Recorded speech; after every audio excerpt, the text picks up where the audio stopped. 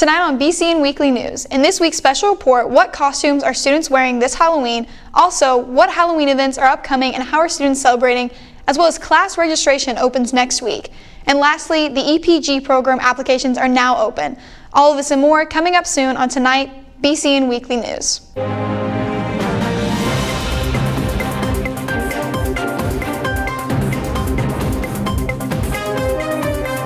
Live from BCNR's studio in Berea, Kentucky, this is BCN Weekly News.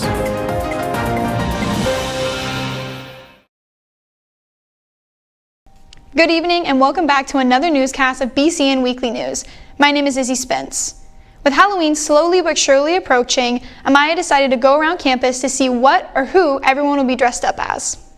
With Halloween slowly but surely approaching, I decided to go around campus to see what or who everyone is dressed as. So me and him are going to be going as Frog and Toad. Okay. I am being Orpheus from Hadestown, and my roommate's going to be Eurydice. Me and my roommate are being the two main characters from Brokeback Mountain. Fun fact, the major religious festival, Diwali, starts on the same day as Halloween this year, October 31st. Let's get back to the interviews. Well, Snow Bear, it's still a bit of a mystery, but we think she's going to be either a witch, a ghost, or maybe a pumpkin. So it's a surprise. We don't know yet. Campus will have to find out. So, for Halloween this year, I'm going to be a vampire. This is all we have for everyone's Halloween costumes this year, but we at BCNR hope you have a fun and safe Halloween. Reporting from the Frost Building for BCN Weekly Report, this was Amaya Weekly. Back to you in the studio. Thanks, Amaya. Halloween is this upcoming Thursday. Here's more on the events being held on campus and in the local area. With Halloween just this Thursday, Berea's campus is buzzing with events to get students in the spirit. Starting off the week, the Campus Activities Board held a haunted house on the ground floor of alumni on Sunday night. That same night, Campus Life sponsored shuttle trips to Edge of Darkness, a nearby haunted attraction. Upcoming this week on the 31st, Gin Action and Heart are hosting a spooky misconceptions about sex event, with mini pumpkin and gourd painting as well as trick-or-treating. This will be from 6 to 8 in Barrett Lounge. That same day, the Latin American Student Organization, or LASO, is inviting students to Noche de Miedo for s'mores, hot cocoa, and Latinx legends by the fire. This event is from 7 to 9 p.m. at Alumni Field Fire Pit. Happening all week is Films, Frights, and Fizz, a week-long Halloween celebration. Beginning last Sunday, they are showing soft horror films on Fairchild Lawn until Thursday night. The farm store is also having some Halloween fun with their pumpkin painting contest, welcoming students to vote for their favorite pumpkin painted by the farm store labor students. Voting will go on all week and the winner announced on November 4th. These are just some of the Halloween-themed events on campus, so make sure to check out Berea Engage for other posted events. With this busy event calendar, I talked to some students about how they plan to celebrate Halloween this year. Probably just party as much as I can, because I've never done anything like that before. I've always just been someone that's very kept to themselves, and that's why I've come here. It's I can start over and just be whoever I want to be. I think I'm gonna be Volker. You know Volker? Yes, I think I'm gonna dye my hair white, so it's he's an econ professor. So I'm gonna dye my hair white, put some economics shirt, get a Coke Zero, huge backpack, and a pack of American Spirits. This year I'm just planning to spend it with my fiance. We're gonna dress up, and I'm thinking of dressing up as Ghost from COD, and she wants to dress up as Princess and the Frog. So we are trying to figure out how that will work. This weekend I'm going to go to Kings Island on a trip because they have their Halloween, spooky Halloween decorations they do every single year, and I love Kings Island. For an off-campus adventure, the locally owned Soak City Car Wash is running its annual Haunted Car Wash. This year, 25% of the proceeds go to Madison Southern High School's girls and boys basketball team. You can check them out on their Instagram or at Facebook at Soak City Car Wash. Reporting for BCN Weekly Report, I'm Izzy Spence, and happy Halloween. In other news, class registration begins next week, and Quinn has some tips and tricks for students as they plan for next semester. November 3rd through the 9th will be an interesting week for Berea students. Not only is it election week, but it's also class registration week. Starting Monday, November 4th, Berea students will have the opportunity to register for classes. This year, there are changes to classes. For example, Wellness 101 and 102 have been combined into one class. Registration time can be hard and stressful if you don't prepare for it. I had the opportunity to ask a staff member at SST some tips and tricks students should try to keep in mind when they are about to register for classes.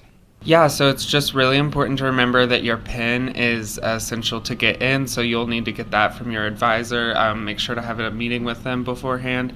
Make sure that's written down and all the CRNs. We also always suggest that students make 2 to 3 schedules so they have alternate schedules in case they don't get into the classes they'd like.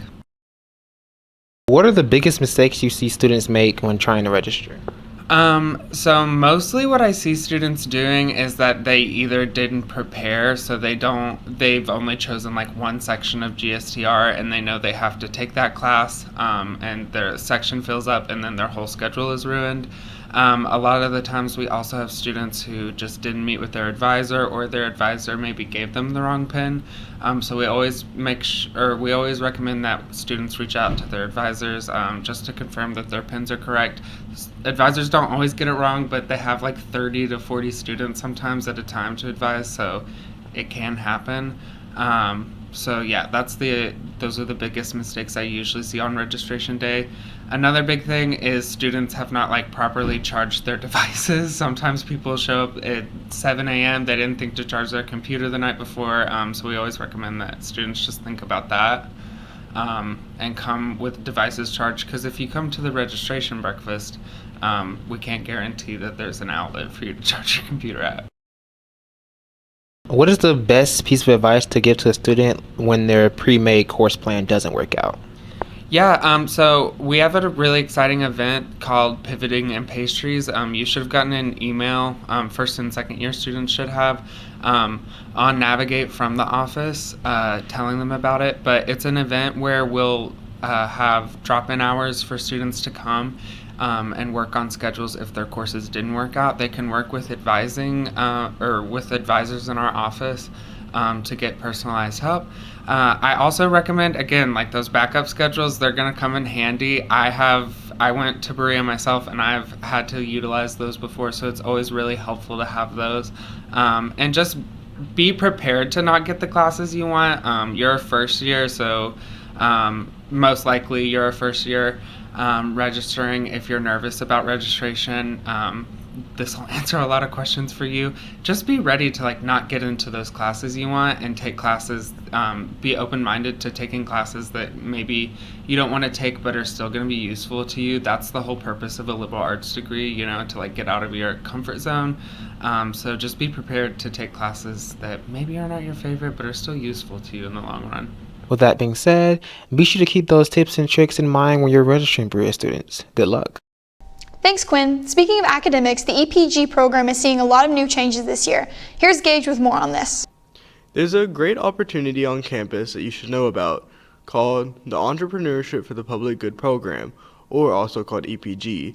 It's an entrepreneur leadership as well as social change institute that happens during the summer. There's great new changes on the horizon with new leadership by Dr. Ian Norris, as well as a new format of the program. Here's more.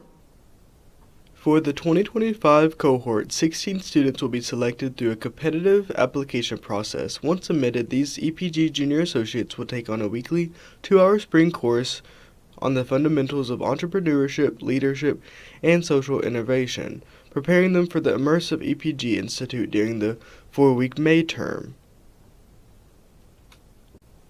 This year, new changes will allow associates to complete an internship directly following the May Term Institute, giving them earlier real-world experience in their fields.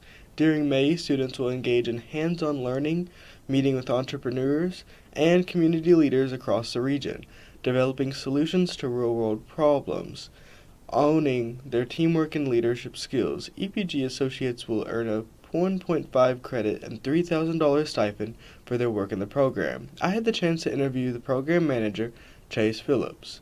Here's what he had to say. All right, so the benefits of the program come from after your 2-year experience. So after you go through the Summer Institute and after you do your DFE experience and after you do a presentation on that, you're going to have access to our network of alumni. We're working on a contact sheet for that right now so we can get very interconnected. And then also you're going to get access to funding. We've funded a lot of different events in the past, but mainly next month we're going to be going to Afrotech. And then also we funded an experience for someone to go abroad this summer. And all they need to do in order to get that funding is to just give back to us in a presentation or just some way of giving back to the program so we have more knowledge for the future, essentially. If you are interested in social change of any kind, if you go out to Central Appalachia, you see poverty, you see food deserts, that kind of thing. We're going to give you the mindset in order to look at these issues, figure out what they are, and how to solve them, give you the platform. And it says entrepreneurship, and you don't need to create a business to do so, but we're going to give you the tools, like I said, to do that if you wanted to plan on it. If not, if you don't plan on starting a business, like I don't plan on starting a business, we're still going to give you tools to enrich your life going forward, just technical skills that are going to be able to be applied to every single major, no matter what background, no matter what interest, you're going to be able to gain skills that will help you everywhere. These are some great new changes, as well as the program itself is a great opportunity. The application is due November 15th at 11:59 p.m.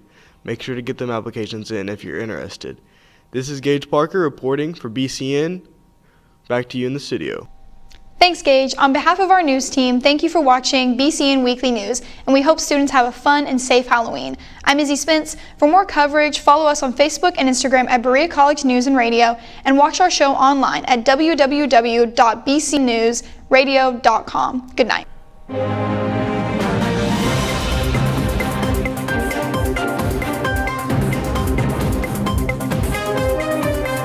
Live from BCNR's studio in Berea, Kentucky, this is BCN Weekly News.